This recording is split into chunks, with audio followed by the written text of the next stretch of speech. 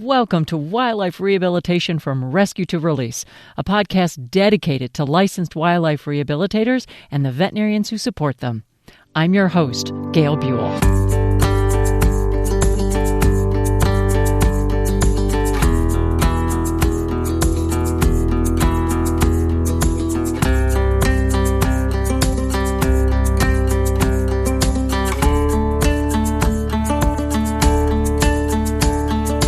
Welcome back. This is part 2 of my in-depth discussion with Dr. Mark Pokras on loons. Dr. Pokras is a nationally renowned expert on loons and wildlife medicine. He's an associate professor emeritus of veterinary medicine at Tufts University. In this episode, we pick up the story of what a sentinel species is and how the concept is so important in wildlife medicine. There's a lot of other things that have developed out of, your work and a lot of people's work with loons, kind of around looking through that lens of One Health. And one of the things that I was really intrigued about is some of the working groups that have now started. This expands on the theme we were talking about before about getting people out of their silos and tools to increase communication and sharing. I think it's that larger. So, one of the traditional ways to do that is professional meetings or journals or so forth. So starting in 1977, we the common loon. That was the first national meeting on common loons. And there was nothing on medicine. There was biology and management and all that sort of thing. And for a number of years, we've digitized all the proceedings and we've got them all up online for people to use. And so for a number of years, we would hold these specialty meetings roughly once every 5 or 6 years. And the last one was at Northland College in Wisconsin, at the Sigurd Olson Center in 2014. And we're going to hold another one in 2019 here in Maine, but then COVID hit and we weren't able to hold it. The other thing that happened about the time these meetings started is there were some state organizations. The first state loon organization, Judy McIntyre, started in Minnesota in 1970. The second one, Ross and Wood and Tudor Richard, started in New Hampshire in 1974. Starting in about 1977, at the time of the second loon meeting, all these folks got together, Jack Barr from Canada and Judy from Minnesota and Ross and Tudor, and they formed a national loon organization, the North American Loon Fund, which existed until the early 2000s, 6 or 7. I don't remember the exact year. But its mission was to increase communication among people working on loons in North America. And so they had these periodic symposia that produced proceedings. They did a newsletter that was mailed around. This is long before the internet. Right. And some of the names in there, the big names like particularly Judy McIntyre and Ross and Wood. And they did a traveling roadshow and went around to all the states and Canadian provinces where loons nested and started state organizations. So if you talk to, the Polshuks in Washington State or Lynn Kelly in Montana, they all were inspired to start their state organizations by Judy and Ross and going out there and pushing the loon agenda. So again, it was this communication. Let's all work together. Let's talk more. Let's increase sharing. And so in the 2000s, the North American Loon Fund disbanded. And they did that consciously because they found that the big organization had started competing for funds, for resources with the state groups. And so the board decided to disband the large national organization. I wish in retrospect that hadn't happened. Because there was this big vacuum and all the state organizations just are off on their own. And so at this 2014 meeting that Erica Lemoyne hosted in Wisconsin, we bounced around the idea of we either need a new national organization or we need to come up with working groups that can communicate between the national meetings and keep the momentum going, keep the communication going. And then COVID hit. Thank goodness that one of the things COVID did was bring us all to Zoom. Oh, I know. I've said that many times. Yeah. Is that was a good outcome. Yeah, because when that 2019 meeting fell apart, when we realized we wouldn't be able to hold it, Hmm. several of us got together and we said, we can't wait any longer. Hmm. Another 5 years for another national meeting. What can we do to increase this communication? Right. And we started having Zoom meetings Hmm. among the people that we knew and inviting people in. And that evolved into these three working groups. Hmm. Um, the Stewardship Citizen Science Working Group, the Rescue and Rehab Working Group, and the Loon Science Working Group. Hmm. And we've now got, between those three working groups, we've got over 200 participants across the US and Canada. Hmm. And the first two, the stewardship one and the rehab and rescue one, meet monthly. The research one meets 3 or 4 times a year. Okay. And it's fabulous. We're doing what we're doing today, Right. but we're sharing resources. We have these deep Google sets of Google folders where we've all put in photographs and PowerPoints and data and things Hmm. that everybody has access to share. And we're beginning to talk about when can we have the next real national meeting where we can all Sure. get together and how can we afford that? Um, And how can you afford it? yeah. Right. Um, but it really has catapulted things ahead dramatically. Hmm. And as an example of that, well, I'll give you two examples. One, from the stewardship and management point of view, one of the things that's been invented and reinvented over the years are loon nesting platforms to try and Hmm. help loons have places to nest for a whole Right. variety of different reasons, Hmm. because of boat traffic or shoreline development or whatever it happens to be. And as you would expect, the platforms that are used in Washington are different than the platforms used in Minnesota, than the Hmm. platforms in New Hampshire. And there's a lot of good ideas, but what we've got now is everybody sharing. Right. Here's what I've done, here's where I get the materials, here's what's worked for me, here's what the problems have been. And all of a sudden, the state of the art of building loon platforms that worked, we've advanced 20 years in 2 years Wow. by this sharing of Right. ideas and experience. Hmm. Hmm. Here's what works, here's what doesn't work, all this kind of stuff. Hmm. Um, and the same is true of the rescue and rehab thing. People in all these different areas run into loons that are in trouble. Right. They've been injured by a boat. They've been tangled in monofilament fishing line. They've been caught in the ice when a lake freezes up or something Right. like that. Hmm. And every different group has their own sets of tools and ideas and things. But again, now we've been sharing that on the internet. We've advanced the state of loon rescue decades in almost no time at all. And a perfect example 2 weeks ago was the yellow-billed loon at the Bellagio. Did you keep Oh, that in mind? yes. In the No. And Bellagio. Yeah. so here's a yellow-billed loon, a rare species to Hmm. start with. And for whatever reason, it lands in a fountain at the Bellagio Resort in Las In Vegas. Vegas. Yeah. Yeah, right. And so, Dan, not Dan and Ginger, Kevin and Linda, of course, have their Facebook, loon rescue. Hmm.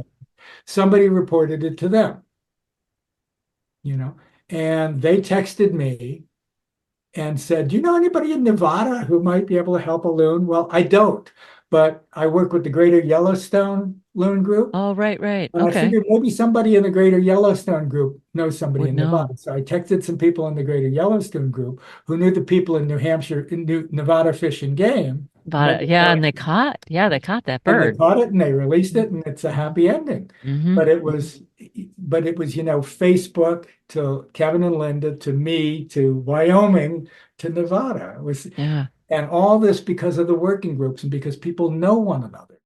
If people are interested in these working groups, can they join? They're open to anybody. Yep. The other thing that's quite new, and I may have mentioned this to you, but when we were chatting previously, is the iNaturalist app. There now is a way on iNaturalist to report beached and dead birds. And that is with photographs. And that is Hmm. super important if we're going to document mortalities and look for patterns. Hmm. And, if you want people to open up dead birds to figure out why they died, you have to find the dead birds You first. have to And find some them. of, whether they're birders or people just walking beaches on vacation or things, people encounter dead animals all the time. And it may be sea turtles, it may be birds, but those can be very important indicators as what's going on in the environment. So this iNaturalist tool, I think, may prove to be really valuable. Right. Yeah, and a lot of events where you have a lot of dead animals, it's almost always first not seen by the biologist in charge, Almost, but it's yeah, seen by the yeah, public. yeah, yeah, Yeah. yeah. And the other thing I would say too, in terms of dying animals, and I don't want to spend all our time talking about death and debility. You get big events, like a huge disease outbreak, botulism, or an oil spill, and you get large numbers of animals all at once. Hmm. But so often the first clue you have that something important going on is just like point deaths. It's like there's a Right. gannet over there, and a mile down the beach there's a Hmm. loon, and a mile down the beach there's a long-tailed duck, and nobody thinks to connect those. Right. But when you see them together on a map and you say that beach had way too many dead birds on it, Right. even though they Right. were different species, then you begin to think, what's going on in that area? Right. Is it gillnet mortalities? Is it disease? Is it, the food fish aren't there or whatever it happens to be? Right. You've covered so many different, oh my gosh, I That's the enjoyed this. nature of One Health, is it's all It encompassing. is. Yeah. So what kind of takeaways do you want listeners to go away with? I mean, we know about necropsies, electronic databases, communication. Try not to have imposter syndrome. Again, I think, if there's one takeaway here, it would be that if anybody wants to get involved, it's sort of what you said about the working group. Hmm. There should be ways for everybody to get involved in this. Hmm. No matter what their interests are, Right. if they are birders, if they're botanists, if they're geologists, if they just have a house on the lake and love loons, they can make observations too. And Hmm. so you don't want anybody to think, well, I can't possibly contribute because I never finished high school, or something Right. like that. Sometimes the people who know nature best didn't finish high school. That's They just right. spent a lot of time out in the woods, That's you know. right. Um, Uh-huh. and the other thing in this too, and it's sometimes difficult opening the door. There are some areas, I think, with um, some of the tribes in the Pacific Northwest or the Menominee in Hmm. Minnesota, where it's difficult for a whole variety of different reasons to get indigenous people involved. Hmm. And I think there's so much need for their Right. knowledge and their background and their Hmm. cultural heritage. Um, you're probably familiar with the concept of two-eyed seeing. Hmm. Hmm. Yeah. I mean, there are more and more books and articles about that. Right. And of course, many of us have read Braiding Sweetgrass at this point, which was just such an inspiring book, Phenomenal book. Phenomenal phenomenal book. book. And I think there is, again, a huge cultural divide there to include more non-white people, Hmm. indigenous, and certainly if we look at the field of environmental justice Hmm. that Robert Bullard pioneered so many years ago. If we're looking at environmental contaminants, if we're looking at disease problems, these things are often focused on underserved non-white communities. Exactly. And Exactly. again, they have to be a bigger part of the whole One Health thing because they're suffering more. Right. They have to be at the table. They Yeah. have to be at the table. And so that too is part of I've got here every book that Robert Bullard's ever written. I mean, he's Mhm. just so brilliant. And I've never met him. He's on my list of people, he's on my short list of people I would love to sit down with. But yeah, there's so much room here for involvement of lots of different kinds of people. And when you think about STEM education, and Right. what can be done in classrooms or nature centers by, middle school kids, high school kids, scouts working on merit badges and things of that nature. There's all kinds of opportunities for Ah, people to, man. And just you saying that. Uh, so I work for the Raptor Center and we have an education department. Sure. And we are constantly trying to, I don't want to say reinvent, but trying to come up with opportunities for young folks because they're really interested. Yeah, yeah, They're really interested, and sometimes their opportunities are limited sure. um, for whatever reasons. Um, but we're always trying to figure out how do we get them involved? How do we get them, continue to be interested and Yeah, those kinds of things. yeah, So a lot of the listeners here, they do rehabilitation, but they're also doing conservation education, not only right. when they're talking to finders, Right. but they'll bring out education animals or they'll go do programming Hmm. to try to help with the conservation piece. But so do you have any thoughts, especially with your experience, because your experience as a kid and how, the crooked path to where you are now, or for me, my crooked path, whatever, I mean, did start with a lot of time outdoors Yeah, and just unrestricted time outdoors. yeah. And so I don't know if you have any thoughts, ideas toward that end.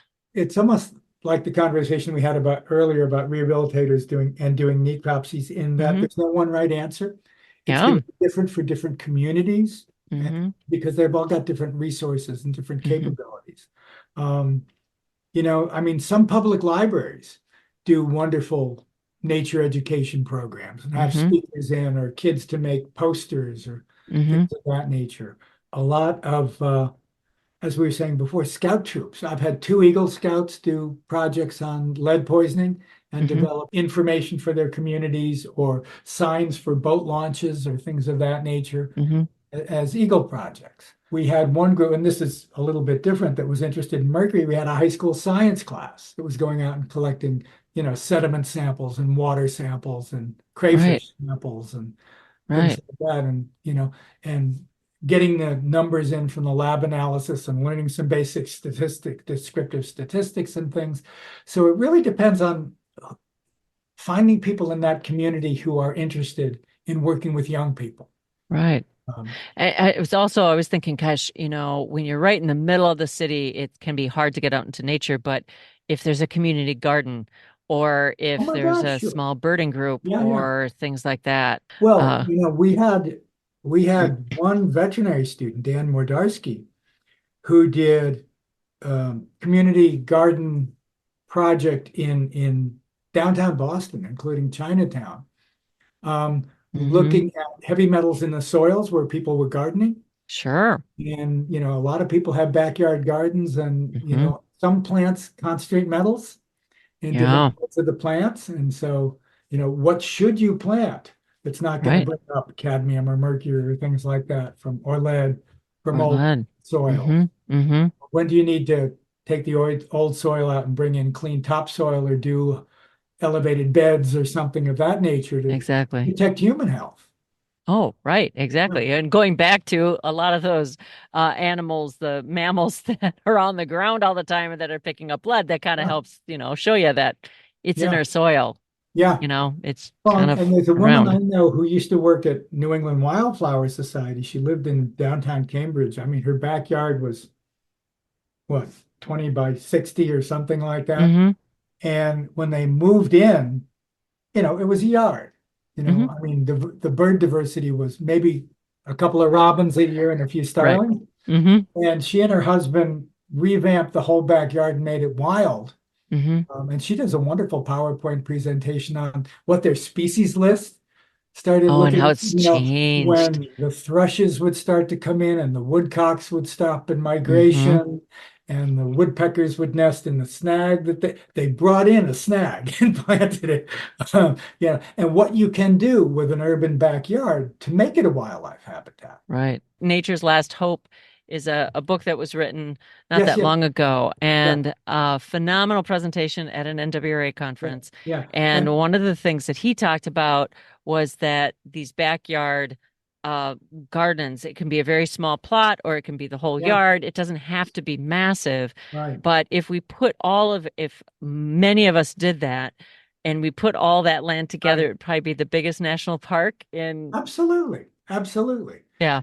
There's another book this is probably a little older, and I can't get the exact title. It was called something like No Child Left Behind or no. Oh, No Child Left Behind is one of Yes. my Yeah. favorite Yeah. books. And then from that, no child left indoors and Yeah, all kinds yeah. of, yeah. Now we need another one about, get the child off the screen. But yeah, so Well, yes. I mean, there have been a couple programs through the Minnesota Department of Natural yeah, Resources to say, okay, kids are really interested in screens and things like that. Well, let's get some digital cameras together yeah. and let's get them outside taking pictures and doing some Well, observations. you know what you should go to, and we're connecting the dots Hmm. again.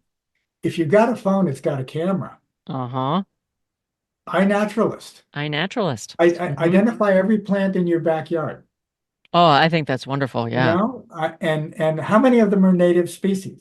Now there, yes, there's the What question. and simply, what could you do to increase the number of native species in your backyard? Hmm. Take out this grass and put in that grass, or put in this fern, or whatever it happens to be. Whatever it happens to be. iNaturalist would be the perfect tool.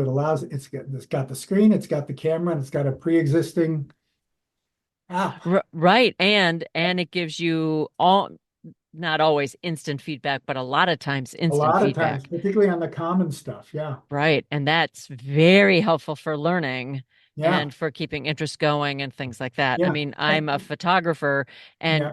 way back when it was film. And I'd Yes, have you to should see send my it boxes. in. You should see my boxes of 35 millimeter slides. Yeah. I have many of those, many, Yeah, many. yeah, We won't talk about that because then my husband will bug me about getting rid of some of them. But yeah, yeah, now with digital photography, that also, whether it's with your phone or with yeah, like my digital cameras, yeah, then you get a lot more instant yeah, feedback. And yeah. I think it's really helped in a lot of Well, ways. and the cool thing with iNaturalist is the taxonomic breadth. You can Hmm. identify the flower, but there's, a beetle on the side of the house. You can identify that. There's a Right, spider in a web. You can identify that. right, No, it's right. no. Yep. And I've used it a lot. I'm trying to increase the native plants in my yard every Sure. year by a little bit. And the diversity I'm seeing now, especially with the insects, Yeah. it just blows me away. And I'm like, I Yeah. don't know what you are. And I will tell you right now, my favorite insect right now is the milkweed beetle. Aren't they so cool? My God, I I love know. them. Yeah. They tip their head and they look at you, and you Yeah. know that they're looking at Oh you. yeah. Well, It's and they're pretty too. Their And they're colors pop out. pretty. I know. So that's my favorite Yeah. currently. There's others out there too, but I really like the milkweed beetle. Sure. So we've talked I don't want to say doom and gloom, but there is a lot of doom and gloom out there, right? Oh my gosh, yes. I mean, there's a lot. And and not just with the human portion of the world, right? Mhm. There is a lot.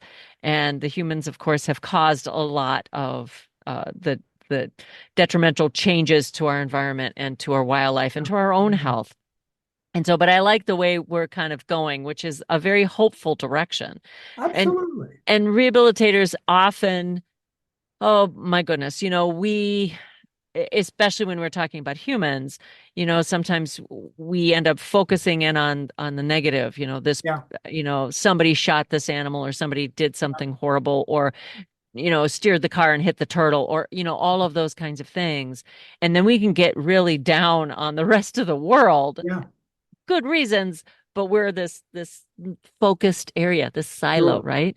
And I want to really open up and say, I feel it's a privilege to do wildlife rehabilitation and be able to interact with these animals and maybe learn Yeah. from them, no matter what the outcome ends up being. Yeah. But what other? We've had a lot of pearls of hope and pearls of throughout. But Mhm. do you have other thoughts? I mean, you've been in this business for, like you said earlier, over 50 years. Mhm. What keeps you going? A lot of it's the people, Hmm. and the dedication. I Hmm. mean, nobody's making any money during rehabilitation. Oh no. Um, but you see people who pour their hearts and souls Hmm. into helping these animals and helping to preserve, more or less intact habitats and ecosystems and things Hmm. like that. It's like uh, this is the way we're going to save the world, it feels like sometime, one Hmm. turtle at a time. One turtle at a And time. the wetlands that the Hmm. turtle lives in, Hmm. and sensitizing people in the community to the needs of that turtle. Hmm. It's part of the greater whole because it says we were talking before about with charismatic species. If people don't care, it's not going to happen. It's going to get paved over. Yeah, Um, exactly. you know, Exactly. and Yeah. so I think rehabilitators, partly because they're seeing the animals up close and personal, Hmm. people are caring in a different way. The other thing that's contributed to that are things like nest cams. Uh, Oh, yes. We didn't I even touch mean, on those. But what a privilege. I mean, there you are, right in the bald eagle's nest or the crane's nest or something, and you can see all the intimate little details, and you can hear the chicks cheeping and things like that. Oh my Lord, what right. an amazing, and it makes people care. You can be a birder, you can have the best Swarovski binoculars in the world and things Hmm. like that, but you're seeing them half a mile off, and you don't get that up close and personal thing. And I mean, we are visually oriented primates. Exactly. Up, up close and personal. I mean, Zoom is good, but Zoom Hmm. is nowhere near as good as being next to somebody in a room. Exactly. You get finer facial expressions, you get the pheromones, you get, All that. Yep. all that stuff. And so, given our nature, I think if you look at what stimulates us to care, that's where rehabilitation fits in. It, Hmm. it's much, it, no amount of intellectual knowledge is going to make people be like Aldo Leopold, and want to save the Exactly. world and Hmm. preserve things. Um, you can have all the facts at your disposal, but it's not going to tip things over. You got to make people care, and rehab is such a great tool to do that. With Yeah, the it really is. with the Yeah. ambassador animals that Hmm. sometimes are releasable. Right.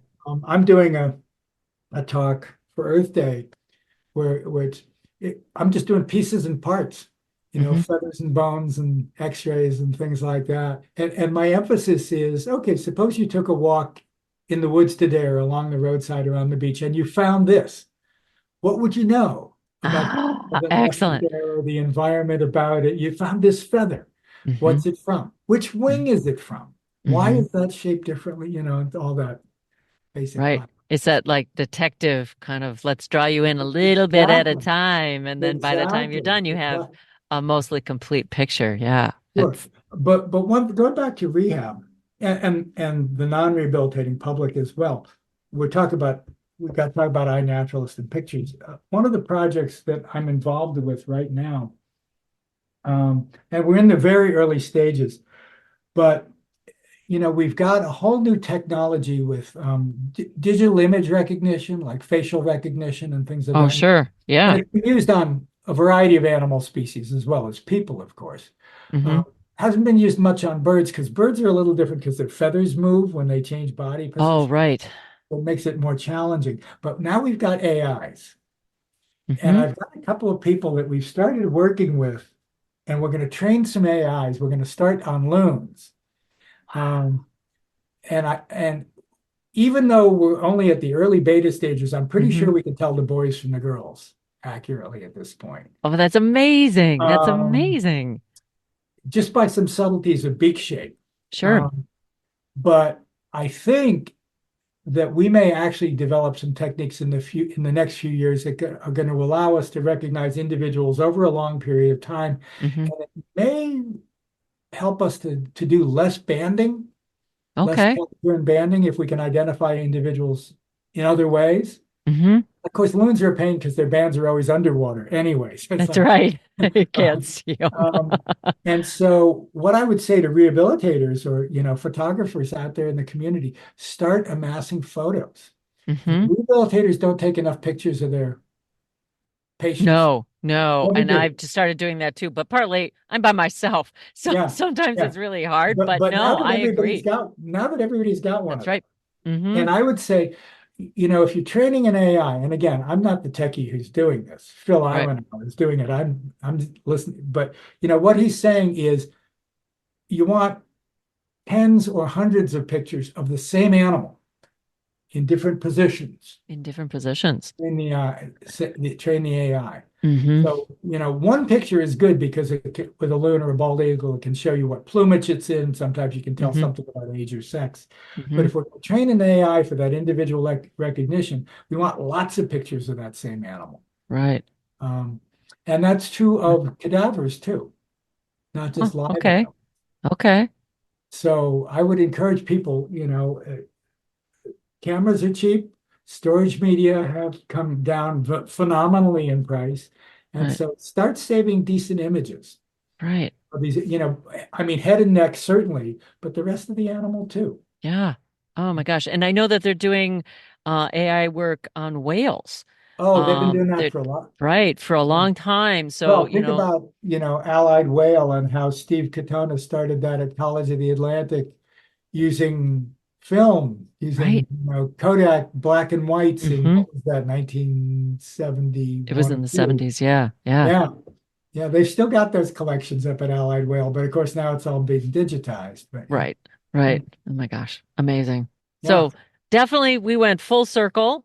And I love, that, hey, there's a lot of good people out there, a lot of good finders out there that Yes. help you in your rehabilitation, Yes. but also help in other ways.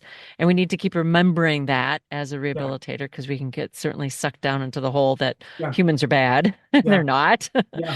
Um, and there's a lot of things that are happening in the world that are not necessarily what we want or good, but we can work together to make it so much better. And Absolutely. Yeah. yeah. And yeah, it is that save the world through one turtle kind of thing. It's Sure. it's that emotional connection with that finder in particular, or finder's family or Yeah. whatever, Yeah. that I think is part of the key to It's a it. continuum. You were It is a talking continuum. earlier too about the data that people are able to Mm-hmm. collect through rehabilitation software at this point. Mm-hmm. And so the emotional connection is really important. It's critical, but you also have to have data. Yes. If you're going to affect policy and Yes. convince legislators and things of that nature, the emotional piece isn't enough. Mm-hmm. You have to Exactly. be able to layer on top of that data.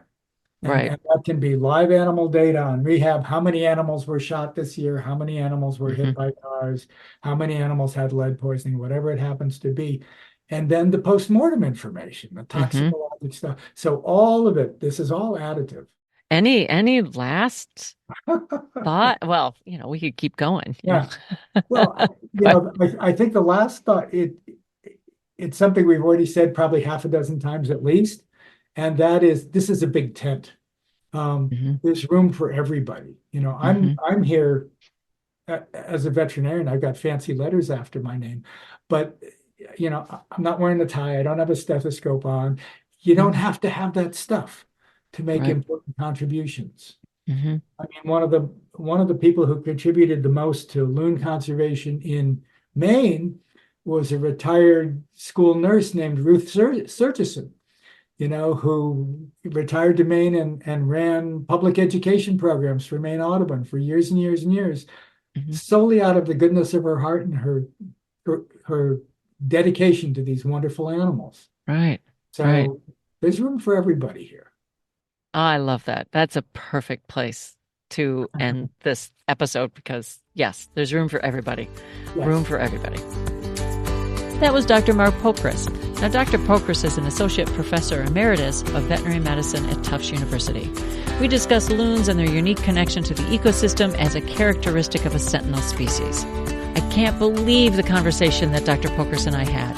But I would really love to hear what you think of this episode, as well as any other Season 4 episodes so far. Please send me an email at gailbuhl@umn.edu. That's GAILBUHL@umn.edu. Wildlife Rehabilitation from Rescue to Release is a production of Partners for Wildlife, working hand in hand with wildlife rehabilitators and veterinarians to improve the welfare of orphaned, ill, and injured wildlife. Our executive producer is me, Gail Buhl. I'm the Partnership Coordinator for Partners for Wildlife at the University of Minnesota College of Veterinary Medicine's Raptor Center. To learn more about the Raptor Center and Partners for Wildlife, visit theraptorcenter.umn.edu. Our producer is Reese Rosato. Special thanks to our guest, Dr. Mark Pokras, Partners for Wildlife, the Raptor Center at the College of Veterinary Medicine at the University of Minnesota.